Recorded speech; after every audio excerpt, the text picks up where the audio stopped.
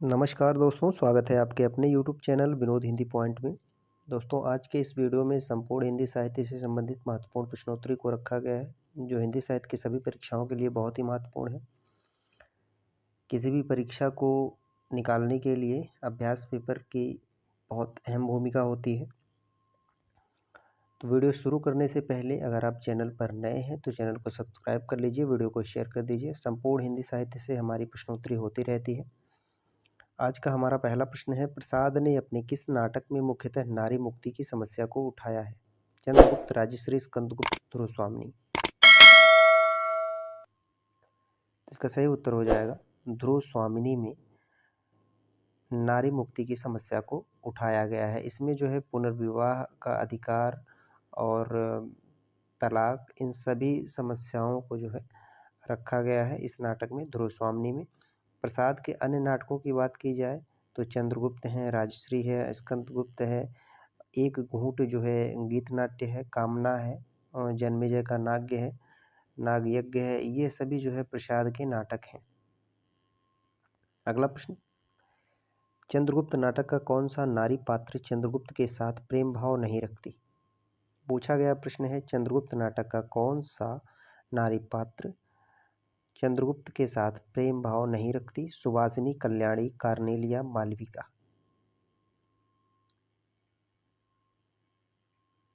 सही उत्तर हो जाएगा सुवासिनी। सुवासिनी जो है चंद्रगुप्त के साथ प्रेम भाव नहीं रखती है। ठीक है।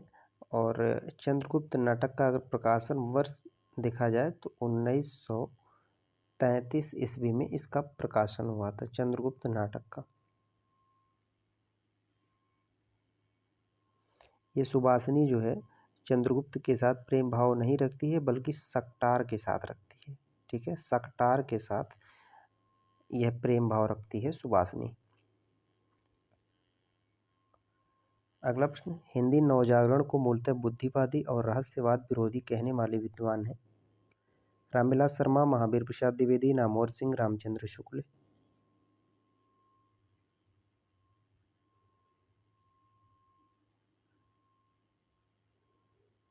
तो इसका सही उत्तर हो जाएगा रामविलास शर्मा।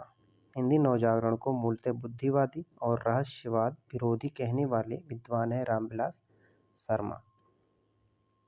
रामविलास शर्मा मार्क्सवादी आलोचक माने जाते हैं और इनकी जो आलोचना ग्रंथ है महावीर प्रसाद द्विवेदी और हिंदी नवजागरण, ये बहुत ही प्रसिद्ध इनकी आलोचना ग्रंथ है। और हिंदी जाति का साहित्य, ये सभी जो है रामविलास शर्मा के आलोचनात्मक ग्रंथ हैं और यह मार्क्सवादी आलोचक के रूप में इनकी गणना की जाती है। अगला प्रश्न है, निम्नलिखित में से एक राम भक्त कवि है? 4 विकल्प दिए गए हैं, इनमें से राम भक्त कवि कौन सा है? कृष्णदास, नाभादास, सूरदास, श्रीभट्ट। तो सही उत्तर हो जाएगा नाभादास। नाभादास जो है यह राम भक्त कवि है। इनका जन्म जो है 1570 ईस्वी के आसपास माना जाता है। यह तुलसीदास जी के समकालीन राम भक्त कवि हैं। तुलसीदास जी भी राम भक्त कवि थे और नाभादास जी राम भक्त कवि हैं। ठीक है, और इनके गुरु का नाम जो है अग्रदास था। नाभादास के गुरु का नाम था अग्रदास। प्रश्न अच्छे लग रहे हो तो आप वीडियो को शेयर कर दीजिए। चैनल पर नए हैं तो चैनल को सब्सक्राइब कर लीजिए। अगला प्रश्न, इनमें से कौन सा रचनाकार तार सप्तक में सम्मिलित नहीं है? यहाँ लिखावट में थोड़ी त्रुटि हो गई है। कौन सा रचनाकार तार सप्तक में सम्मिलित नहीं है? रामविलास शर्मा, मुक्तिबोध, प्रभाकर माचवे, केदारनाथ सिंह।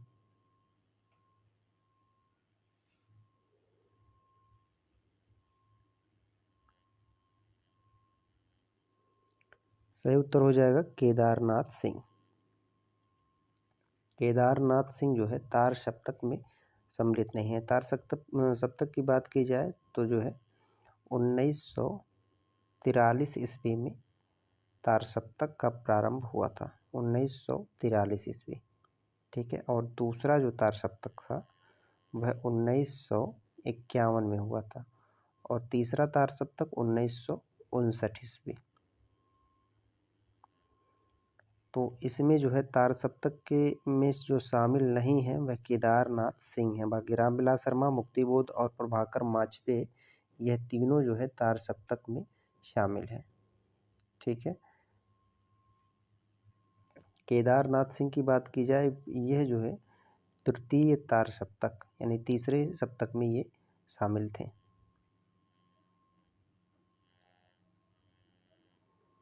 अगला प्रश्न है, इनमें से कौन सा आचार्य अलंकार संप्रदाय से सम्मिलित नहीं है? इनमें से कौन सा आचार्य अलंकार संप्रदाय में सम्मिलित नहीं है? विश्वनाथ दंडी, भामह, उद्भट।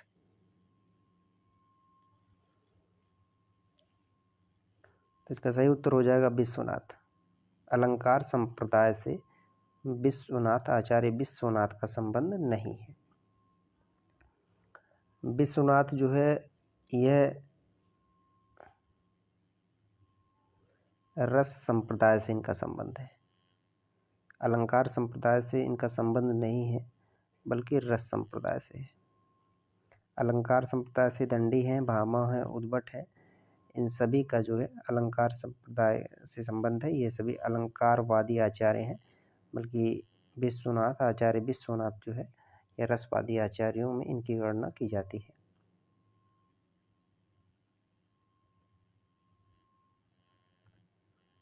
अगला प्रश्न है, एकांकी में संकलन त्रय का आशय है। संकलन त्रय का आशय है त्रय। एकांकी में संकलन त्रय का आशय है पात्र, भाषा, वेशभूषा का समन्वय, समय, स्थान, काल की एकता, देश, काल, वातावरण का समन्वय, समय, स्थान, कार्य की एकता। तो सही उत्तर हो जाएगा संकलन त्रय में समय है, स्थान है और कार्य की एकता है। ठीक है, एकांकी के संकलन त्रय का आशय है समय, स्थान और कार्य की एकता। अगला प्रश्न है, सिंघानिया नामक पुरुष पात्र का संबंध किस नाटक से है? आठवां सर्ग, आधे अधूरे, अंधा युग, चंद्रकांता। सिंघानिया नामक पुरुष पात्र का संबंध किस नाटक से है? आठवां सर्ग, आधे अधूरे, अंधा युग, चंद्रकांता। तो सही उत्तर हो जाएगा आधे अधूरे। सिंघानिया नामक पुरुष पात्र का संबंध जो है आधे अधूरे नाटक से है और यह नाटक जो है मोहन राकेश का है। ठीक है, मोहन राकेश का यह नाटक है आधे अधूरे। और इसमें जो है और जो अन्य पात्र हैं जैसे महेंद्रनाथ हैं, जगमोहन हैं, अशोक हैं, सावित्री जो है यह प्रमुख पात्र हैं।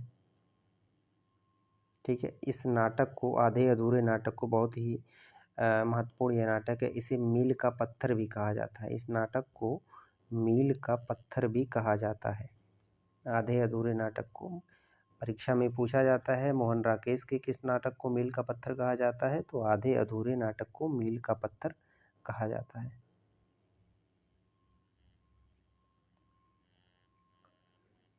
अगला प्रश्न है, वचन की जो वक्रता भाव प्रेरित होती है वह काव्य होती है, यह कथन किस विद्वान का है? वचन की जो वक्रता भाव प्रेरित होती है वह काव्य होती है, यह कथन किस विद्वान का है? रामचंद्र शुक्ल, रमाशंकर शुक्ल रसाल, विश्वनाथ प्रसाद मिश्र, विनोद कुमार शुक्ल।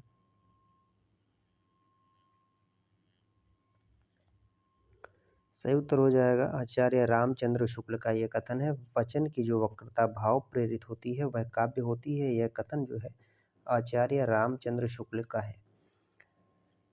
परीक्षा कोई भी हो, टीजीटी, पीजीटी हो, एलटी ग्रेड हो, जेआईसी हो, असिस्टेंट प्रोफेसर हो, सभी परीक्षाओं में आचार्य रामचंद्र शुक्ल से संबंधित प्रश्न, चाहे वो कथन के रूप में आए या फिर ग्रंथ के रूप में आए, लेकिन आचार्य रामचंद्र शुक्ल से प्रश्न पूछे ही पूछे जाते हैं। इसलिए हिंदी साहित्य में आचार्य रामचंद्र शुक्ल को पढ़ना बहुत ही महत्वपूर्ण हो जाता है।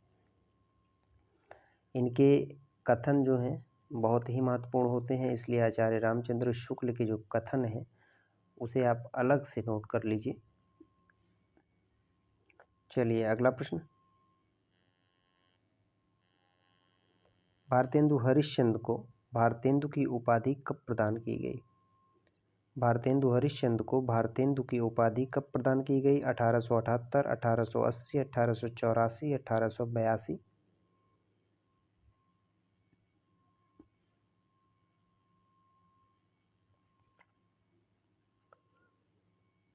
तो इसका सही उत्तर हो जाएगा 1880 ईस्वी में। भारतेंदु हरिश्चंद्र को भारतेंदु की जो उपाधि है 1880 ईस्वी में प्रदान की गई थी। ठीक है। और इनके जन्म की बात की जाए तो 1850 ईस्वी में इनका जन्म हुआ था।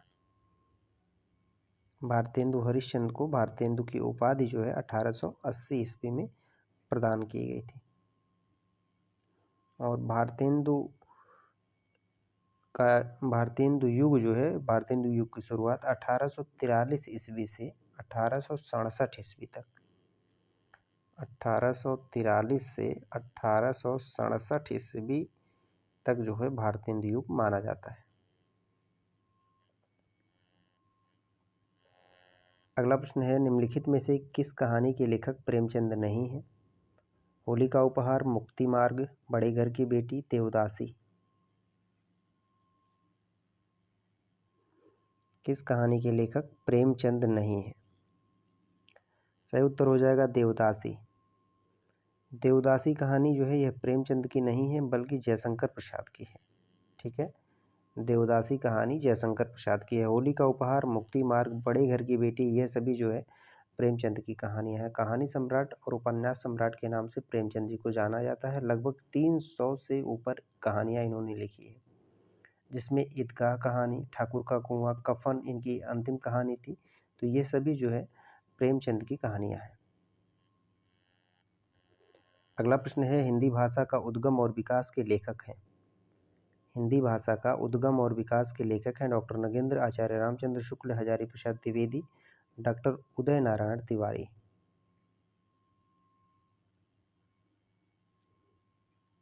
सही उत्तर हो जाएगा डॉक्टर उदय नारायण तिवारी। हिंदी भाषा का उद्गम और विकास डॉक्टर उदय नारायण तिवारी। डॉक्टर नगेंद्र की बात की जाए तो इन्होंने हिंदी साहित्य का इतिहास का संपादन किया था 1973 ईस्वी में। 1973 ईस्वी में हिंदी साहित्य का इतिहास का संपादन किया था। आचार्य रामचंद्र शुक्ल ने हिंदी साहित्य का इतिहास लिखा था 1929 ईस्वी में। ठीक है। हजारी प्रसाद द्विवेदी की बात की जाए तो इनके साहित्य इतिहास ग्रंथ का नाम है हिंदी साहित्य की भूमिका, हिंदी साहित्य का उद्भव और विकास। ये सभी जो है आचार्य रामचंद्र हजारी प्रसाद द्विवेदी के इतिहास ग्रंथ हैं। आचार्य रामचंद्र शुक्ल का इतिहास ग्रंथ हिंदी साहित्य का इतिहास 1929 ईस्वी में, और डॉक्टर नगेंद्र ने हिंदी साहित्य का इतिहास का संपादन किया था 1973 ईस्वी में। अगला प्रश्न है, लघुमानव के बहाने हिंदी कविता पर एक बहस। लघुमानव के बहाने हिंदी कविता पर एक बहस के लेखक हैं? नंदुलारी वाजपेयी, विजय देवनारायण शाही, रामविलास शर्मा, हजारी प्रसाद द्विवेदी। कई बार परीक्षा में पूछा गया है, तो सही उत्तर हो जाएगा विजय देवनारायण शाही।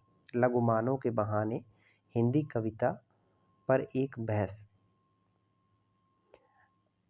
इसके लेखक हैं विजय देवनारायण शाही। विजय देवनारायण शाही जो है तीसरे शतक के कवि, और इनकी जो अन्य रचनाएं हैं, इनके अन्य काव्य संग्रह हैं, जैसे मछली घर है, साखी इनका प्रसिद्ध है, कई बार परीक्षा में पूछा गया है। साखी, मछली घर, यह सभी जो है विजय देवनारायण शाही की अन्य कृतियां हैं।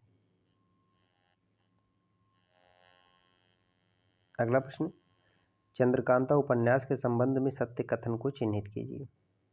यह परीक्षा गुरु के बाद की कृति है। इसमें असाधारण कल्पना शक्ति निहित है। इसका प्रकाशन 1894 ईस्वी में हुआ।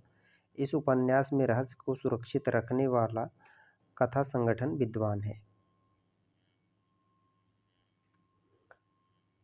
इसमें आपको असत्य कथन बताना है, गलती से सत्य लिख गया, असत्य कथन बताना है।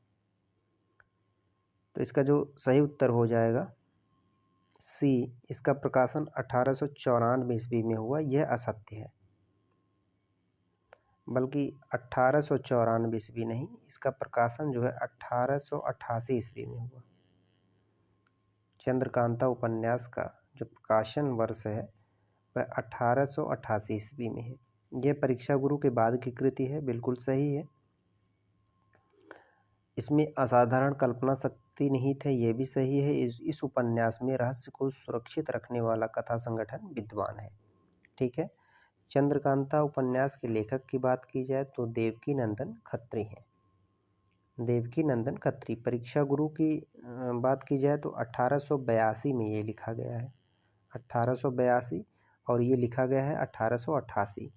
तो यह परीक्षा गुरु के बाद की कृति है। ठीक है।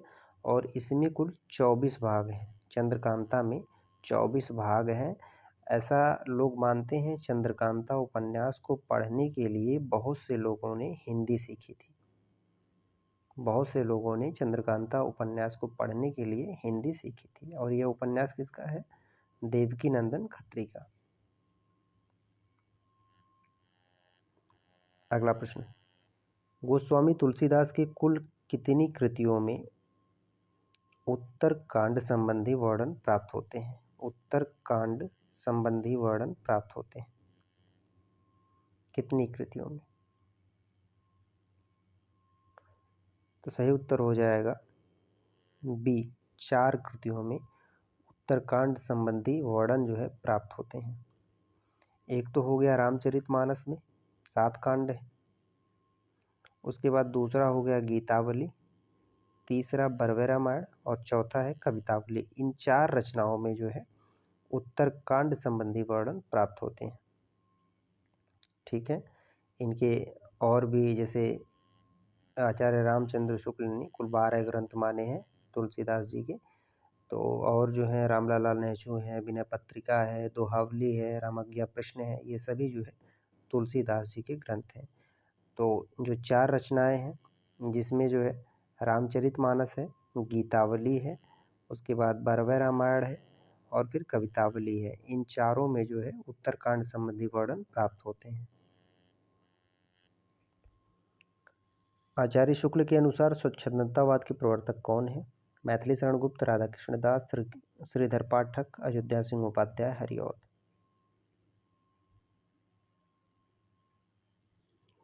सही उत्तर हो जाएगा श्रीधर पाठक जो है आचार्य रामचंद्र शुक्ल के अनुसार स्वच्छंदतावाद के प्रवर्तक माने जाते हैं। ठीक है। और इनकी जो रचना है कश्मीर सुषमा, कश्मीर सुषमा है, सांध्य अटन है, गुणवंत हेमंत, गुणवंत हेमंत, वनाष्टक, साध्य अटन, ये सभी जो है श्रीधर पाठक की कृतियां हैं। और आचार्य रामचंद्र शुक्ल के अनुसार इन्हें स्वच्छंदतावाद का प्रवर्तक माना जाता है। अगला प्रश्न, आचार्य शुक्ल का कौन सा निबंध व्यवहारिक समीक्षा संबंधी नहीं है? भारतेंदु हरिश्चंद्र काव्य में अभिव्यंजनावाद, मानस की धर्मभूमि, तुलसी का भक्ति मार्ग। व्यवहारिक समीक्षा संबंधी कौन सा निबंध नहीं है? सही उत्तर काव्य में अभिव्यंजनावाद। यह व्यवहारिक समीक्षा संबंधी निबंध नहीं है। ठीक है।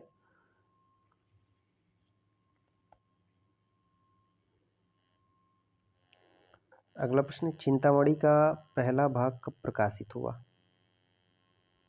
चिंतामणि का पहला भाग कब प्रकाशित हुआ? 1930, 1939, 1935, 1945। झारखंड पीजीटी की परीक्षा में यह पूछा गया प्रश्न है, चिंतामणि का पहला भाग कब प्रकाशित हुआ? सही उत्तर हो जाएगा 1939 ईस्वी में। जो पहला भाग है 1939 ईस्वी में प्रकाशित हुआ। अगर दूसरे भाग की बात की जाए तो 1945 ईस्वी। ठीक है। और तीसरा भाग 1983 ईस्वी। तीसरा भाग जो है, और ये तीसरा भाग जो है नामवर सिंह, ठीक है, तीसरे भाग का जो संपादन चिंतामणि भाग 3 का संपादन नामवर सिंह ने किया था। और चिंतामणि भाग 2 1945 में इसका जो संपादन किया था विश्वनाथ प्रसाद मिश्र ने। ठीक है। और जो चौथा भाग है चिंतामणि भाग 4, इसका जो संपादन किया था वो कुसुम चतुर्वेदी और ओम प्रकाश सिंह के द्वारा किया गया था। चिंतामणि भाग 4 का संपादन कुसुम चतुर्वेदी और ओम प्रकाश सिंह। आज का हमारा ये अंतिम प्रश्न था। आशा करते हैं प्रश्न आपको अच्छे लगे होंगे। इसी तरह को इनके प्रश्नों को पाने के लिए आप चैनल से जुड़ जाइए। चैनल पर नए हैं तो चैनल को सब्सक्राइब कर लीजिए, वीडियो को शेयर कर दीजिए। मिलते हैं अगले वीडियो में नए प्रश्नों के साथ, तब तक के लिए नमस्कार।